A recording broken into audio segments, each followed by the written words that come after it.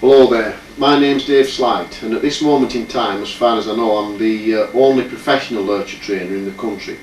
I've actually kept working lurchers for the past 30 years, but more recently went into business with Ian Calder, and what we do now is to travel around the country putting on a working lurcher demonstration at country fairs and other similar outdoor events. As you can imagine, when we travel around, we're often inundated with inquiries about training lurchers. Hence, we decided to put together this film to try to show what goes into the first year in the life of a working lurcher. Lurchers have never been as popular as they are today, and probably one of the most commonest types of lurcher, certainly from the rabbiting man's point of view, is the collie cross. And we've kept collie crosses for the past 25 years. But more recently we became interested in the Australian Kelpie, and the dog that's featured in this film contains the blood of not only top quality Whippet greyhounds but also the Australian Kelpie. Let's begin by looking at the sort of standards that can be achieved. This is Rob Moore from Horsham with his Kelpie cross rule. And I'm sure most of you who own a lurcher pup at this time will be looking forward to the day when you can walk out on a piece of land like this with your ferret box and spade and lurcher hunting away. But this is sheep country, and the lurcher needs to be at least broken to livestock. This is John Tredgick with his Blue Merle Collie lurcher. Just watch this bitch flush this pheasant from cover. Immediately John gives the command and she comes straight back to heel. Working lurchers must also be able to work fur and feather from rough banks, as well as have the speed to actually catch a running rabbit. There you see Rule having flushed his rabbit, keeping it in sight and pursuing it off into the distance. And the problem with long courses is that it requires an equally long retrieve. And here you can see Rule returning with the rabbit still live. And there's Rob going to relieve him of the catch, quickly dispatching that rabbit. Here you see the two dogs ferreting. It's vital in a ferreting dog that the dog will respect the nets and the ferret. This must be taught from an early age, and you'll see when we go back to actually training the lurcher pup how we actually achieve this bond between the dog and the ferret.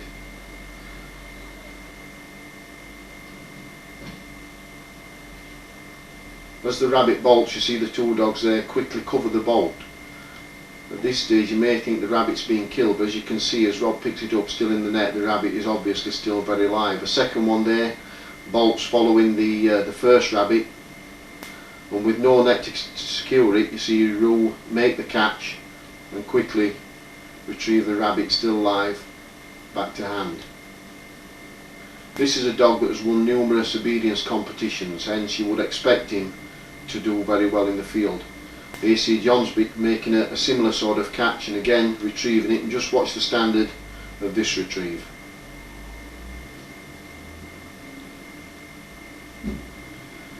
Again on a larger warren, both dogs working together, one covering one side of the warren, the other one covering the other.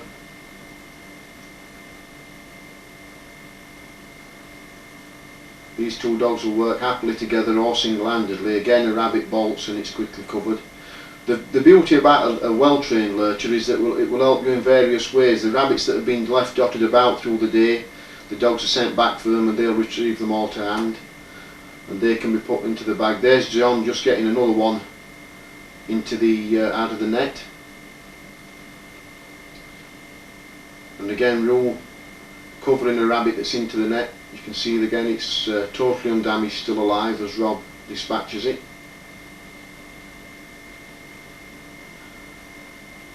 And all this goes to make a fantastic day's sport. But there's a lot of training goes into these dogs to be produced to this level. This situation is a difficult one. It's a wall where there's any number of exits for a rabbit. A rabbit's been caught in a net. As you can see, Rob's gone over to actually get the rabbit from the net, but Rule keeps his post on the opposite side of the wall, and he'll march up and down and watch for any rabbits that should try to make good their escape on his side. Again, this goes back to the early training where the dog is taught to stay while the handler probably disappears out of sight. There's Rob just returning back with his prize. Now here you see the real speed of a lurcher, pursuing a rabbit, catching it, and again retrieving it back to hand. This is a perfect example of the dog's natural ability combined with the expert training. So having seen the sort of standard that can be achieved, let's begin at the beginning and start by going to have a look at a lurcher litter and actually choosing a puppy from that litter. At this age the pups are around 5 or 6 weeks old, and all we can do really is simply check the temperament of the pup and also the physical soundness. It's vital to look for any physical abnormalities, particularly in the jaw or the legs. Check the quality of the pup's general condition, and also the vital part is the temperament. My own choice is a puppy that's not too boisterous, but then again never a puppy that's too nervous.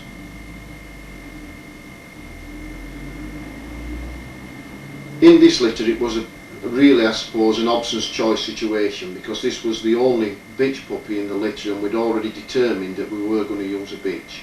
Now one of the things I like to find out is whether the dog is willing to accept the presence of a ferret, because this lurcher will be working with a ferret for probably the next decade.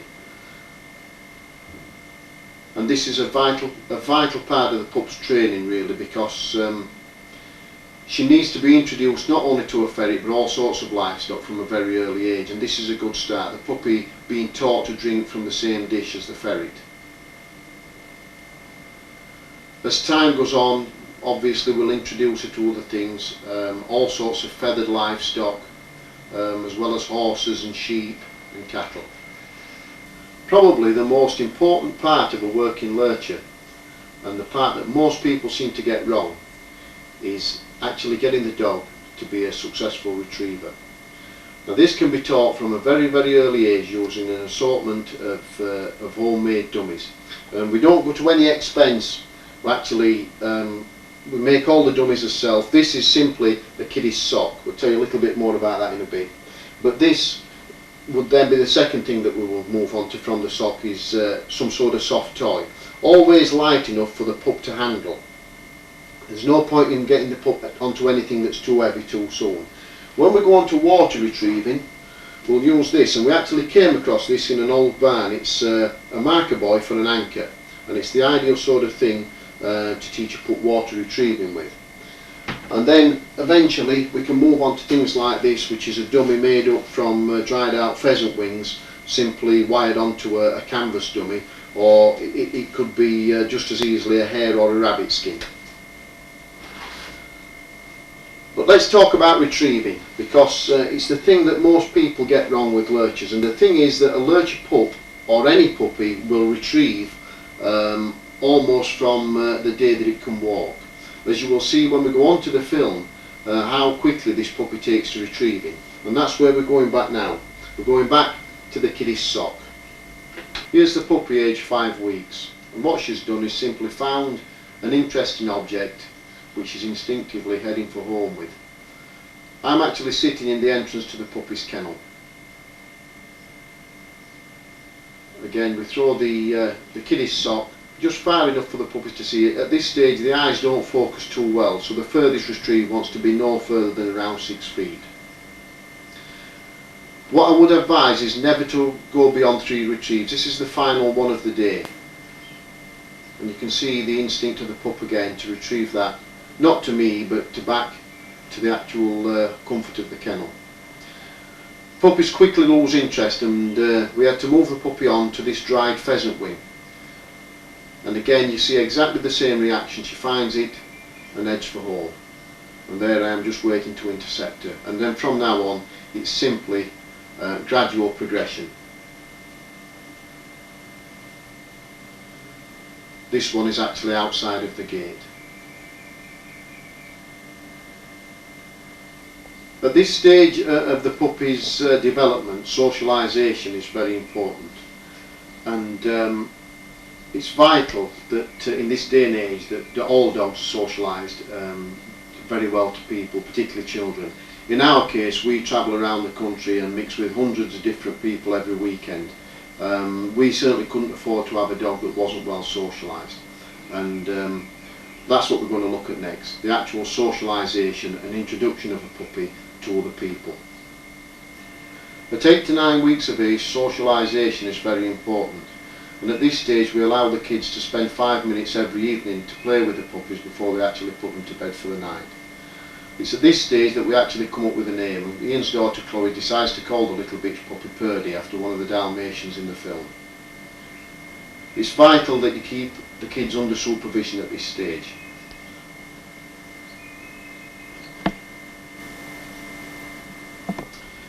At around 8 to 9 weeks old, the puppy's development is becoming increasingly rapid, and it's at this stage when you can begin to learn the puppy the early basic commands. And first of all, having been given a name, we want to learn of that name. And what we do is use something like this little kiddie's teddy bear or some similar small fur dummy as a bit of an incitement to the puppy. And that's where we're going next. We're going to teach Purdy a name and also do a little bit more retrieving and extend the retrieving in accordance with the puppy's size and age.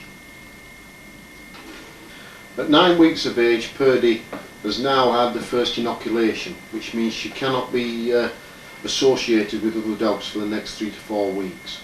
But what we are doing is taking her from the yard out onto the drive and getting her used to some less familiar surroundings, and also learning the puppy a recall, which is basically to learn the puppy its name. What I'm doing at this stage is allowing the puppy to run away from me and then simply calling her in and using the fur dummy as a bit of an incitement and a reward. We also attach the dummy to a piece of string.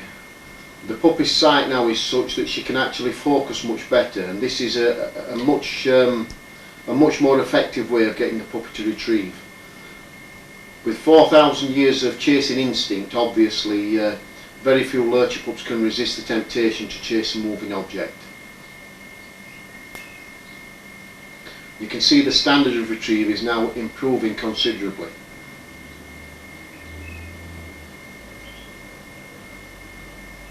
As I said earlier in the film, it's vital that the pup is not allowed to mix with other dogs, and at this stage I picked her up very quickly.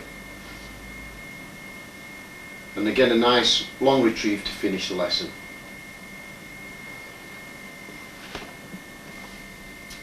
As a working lurcher, Purdy will have to learn very quickly to negotiate all sorts of objects, i.e. fences, ditches and hedges. So at around 10 weeks old we can begin to teach the puppy to jump. And my own particular preference of doing this is to teach the puppy to jump transparent objects, i.e. not solid walls, because in the field, as you know, you will come across all sorts of things from sheep netting to post and rail fences. And so what we do is to begin with building a small lightweight fence using small boards, and beginning very low and gradually building the height of the fence, as you will see in this next clip. At this stage, Purdy's progress is such that we can actually combine both the jump and the retrieve. So what we do is simply to send the dummy over the obstacle and allow the puppy to retrieve it. Now just watch Purdy use a little bit of initiative here to get back over.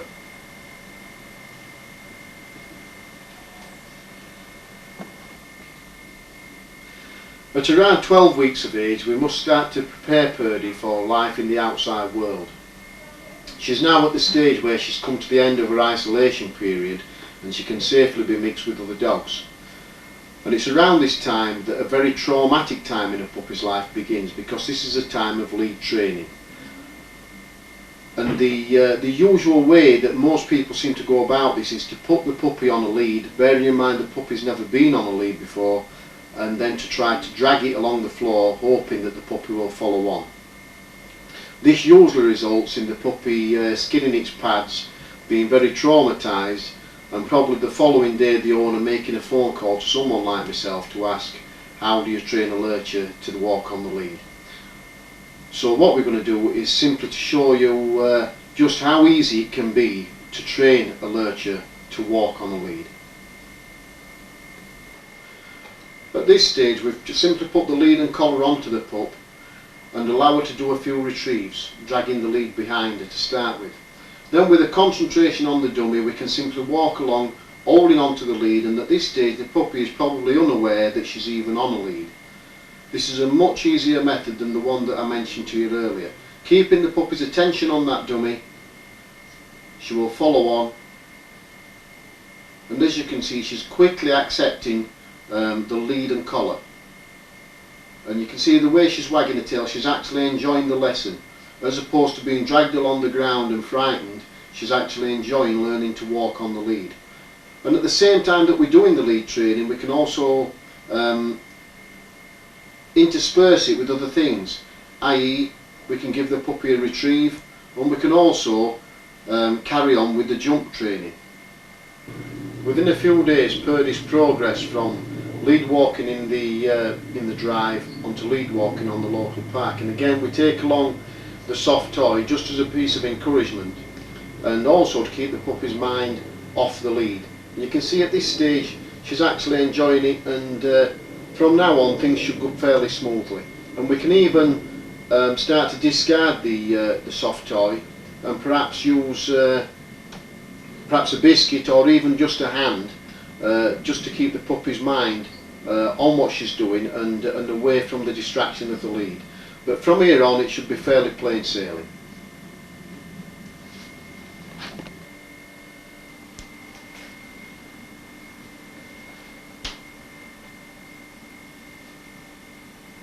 At this stage we can also begin learning the basic command of sit, or in my case down. Because of the physical build of some lurchers, I find it very, very difficult to sit, and some actually lie down. I always use the command down, and to be honest I'm not particularly bothered whether the puppy sits or lays. The main thing is that it stays in that position while the command is being given, and the way that we teach it is simply to put the puppy in the required position and then offer a reward, but only give the reward while the puppy is holding that particular position and you're giving the command down. As we go on through the film and we begin to work Purdy, you'll be seeing how vital it is to get a puppy to actually obey the command down. It's absolutely vital in a working lurcher. Unfortunately, it's not one of the more stimulating exercises, and it's simply a matter of repetition until the puppy begins to associate the word down with the position required and the reward. And it's simply a matter of time and patience to teach the puppy this next exercise.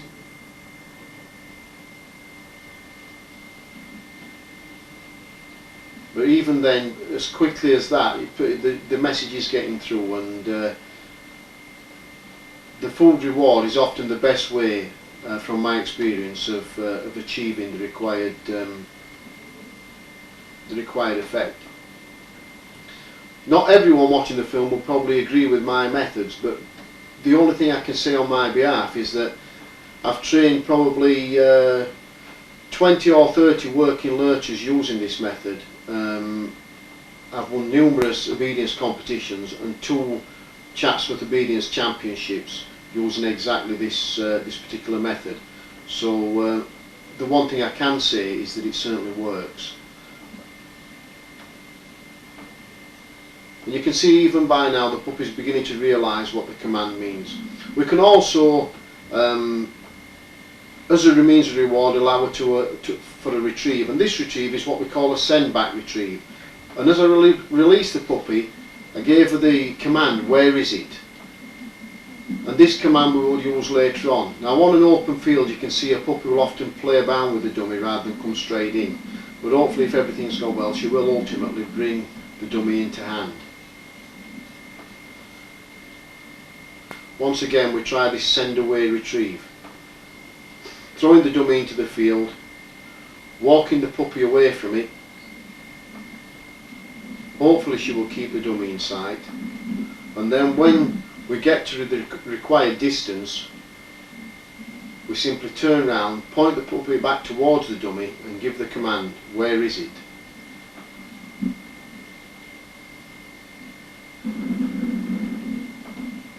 As I walk in, I keep repeating the command to Purdy, where is it, Purdy, where is it?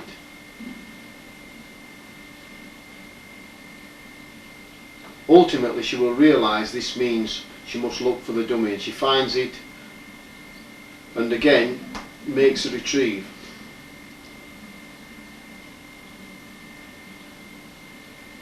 At this stage we've done very well, because a puppy normally at Purdy's age is a little reluctant on an open field like this to bring the dummy all the way in, and as you see on this retrieve, it just gets a little bit too much for her. The excitement overcomes her and she actually goes straight past and starts to play around with the dummy.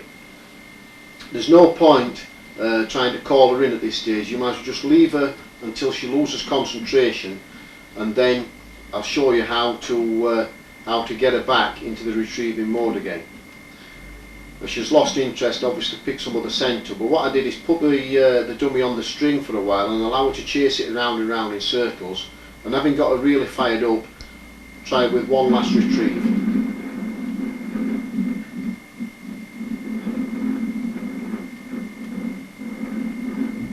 And hopefully this time we'll get the required result, and as you can see, she eventually brings it into hand.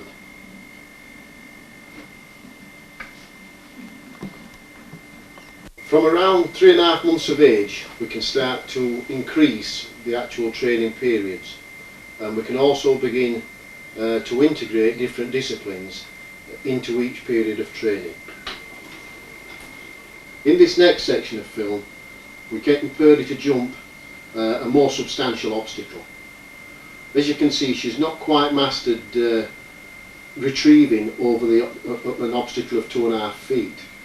What we're using here is very lightweight boards in case the puppy connects with the boards. As you can see here, the board quickly falls away and the puppy is totally uninjured.